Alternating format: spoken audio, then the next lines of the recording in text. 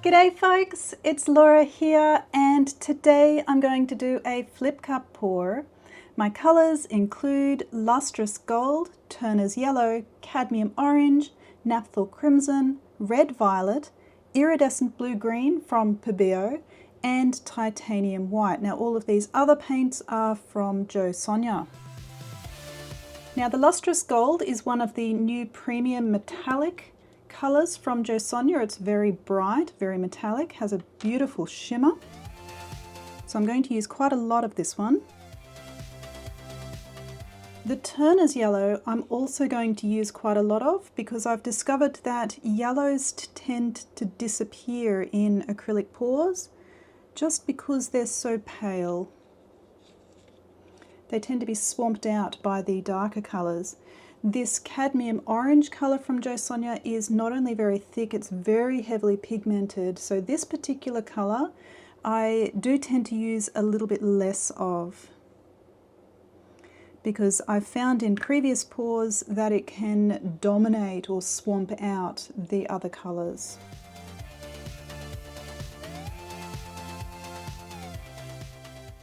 And this iridescent blue-green is a translucent iridescent pigment colour, which means I'm going to use quite a lot of it to ensure that some of it hopefully shows through. Now recently I've been trialling some new pouring mediums, and after trialling both the Atelier and the Liquitex proprietary pouring mediums as a component of my standard pouring medium, this is the medium that I've actually settled on. So this is a modified version of the pouring medium that I was using pretty much all of last year. This one I've reduced the amount of the wall paint, which is Taubman's neutral base. I reduced that because it became a little bit more opaque when they changed the formula. I have kept the high amount of Floetrol that I had before. I've kept in the gloss varnish from Jo Sonja, but here I am substituting some of that wall paint with the Atelier pouring medium, and I've still got the GAC 800 medium in there to prevent cracking or crazing of the drying paint. So this is a new bottle of medium that I've just made up because I found with some of the previous bottles that they separate over time. So I'll just show you a quick example of that. This is an example that you can kind of see that the heavier components of the medium, and this was my standard pouring medium, the heavier white components have actually settled out and the more fluid or gloss type components are at the top here.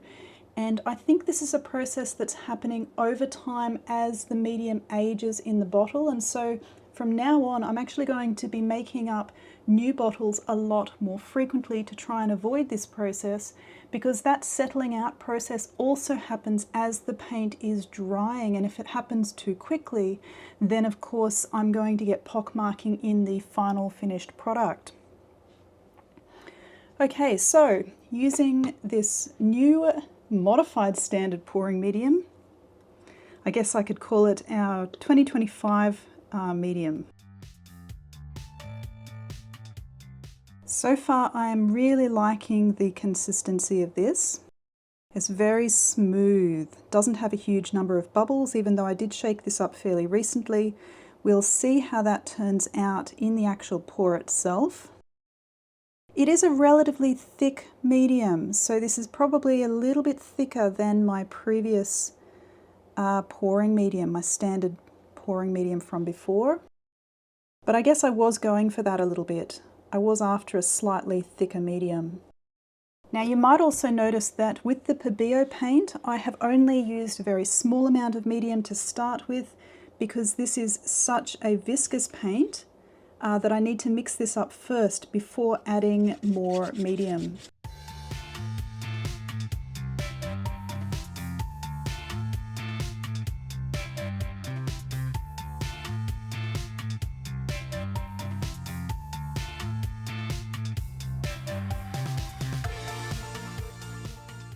It's such a beautiful colour, this Turner's yellow. I think it might be one of my favourites actually.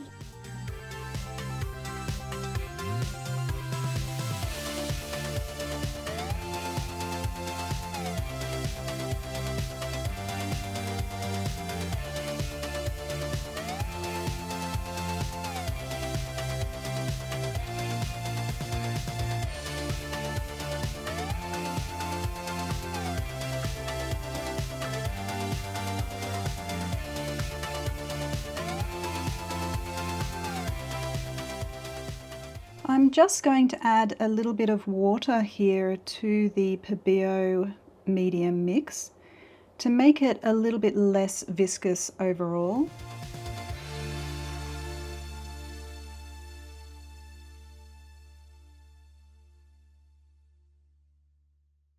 So just trying to bring it back to a similar type of viscosity as the other paints. It's time to layer the cup now. And for this, I'm going to be using my standard cell activator. I'll link to a video on how to make this if you're interested. I'm going to start with a generous layer on the bottom and the sides of the cup.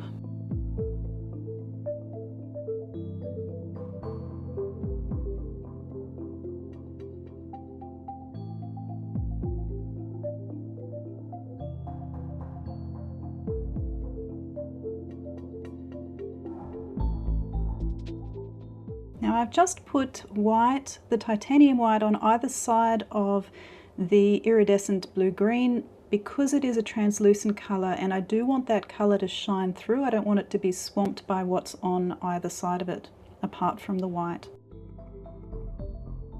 Just now though, I'm going to add a little bit more of this iridescent blue and put it directly adjacent to the yellow so that we perhaps get some green mixing.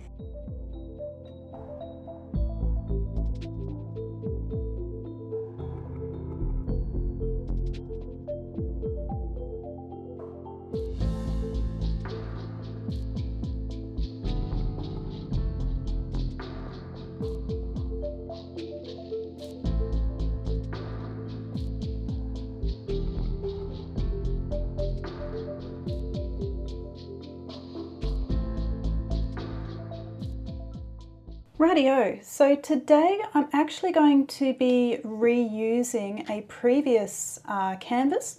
So this is the back of the canvas. I've added painter's tape as well as giant push pins. And I've scraped down this canvas while the paint was still wet because I didn't like the result. And so I'm just going to reuse that canvas today. Now I did have a little bit of the iridescent blue-green still left, so I'm just going to add that to the canvas to start with. And then I have an extraordinarily full cup of paint here, which is already starting to drip over the sides, which is going to make an enormous mess when I try to flip it. But that's okay. Right, here we go.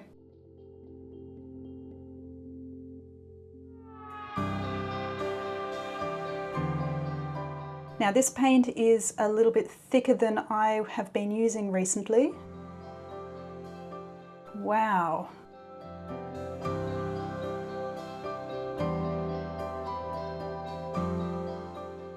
Would you look at that? Okay, so I'm just going to get the rest of the paint out of the cup, spread it around the edges and the corners. I think this is going to be an incredibly busy painting. There's a lot going on here. Of course, I kind of wanted that effect. I did deliberately add a lot of different colours in.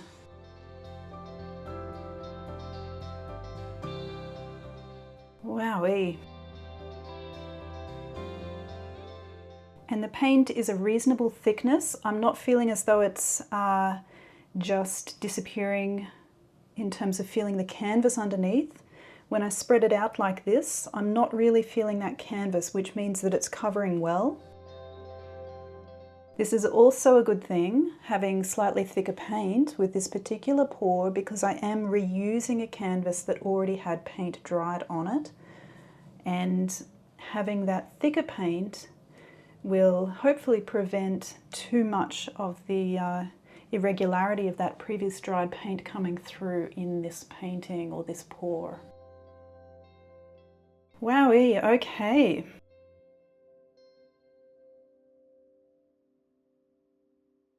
Now I'm just going to use my heat gun to actually pop some of these bubbles. And since this paint is fairly well centered and we do have such a lot of complexity right through the center of the piece, I think I probably can spin this one out without modifying too much the position of the body of the paint. Maybe I'll just send it up in that corner just slightly first. And then again down to the left.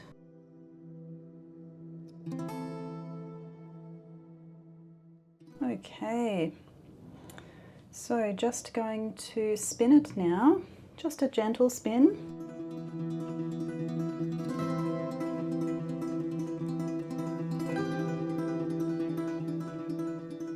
Okay, so we're off four of the edges. We're close to the top two corners. The bottom two corners seem to need a little bit of assistance. So just going to shuffle the paint down a little tiny bit.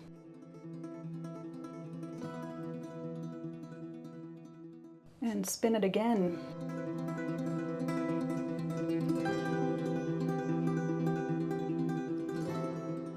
Wow, okay, now we're off all of the edges and all of the corners, and this piece is looking incredible. So I'm just going to use the heat gun again.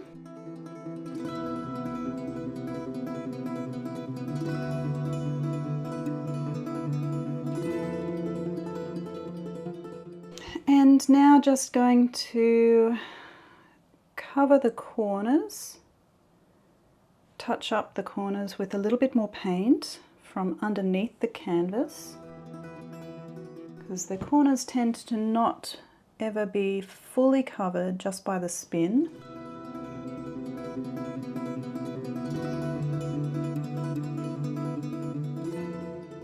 And then I'll just pull the paint off from underneath the canvas, prevent it from dripping down, making a big mess as the painting dries. Fantastic. Okay, I'm really pleased with this piece, but it does have a huge number of bubbles.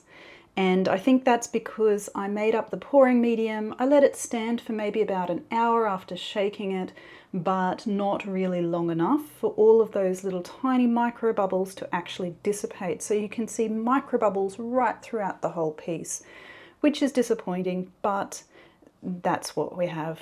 So I do really like the color combinations and the beautiful lacing.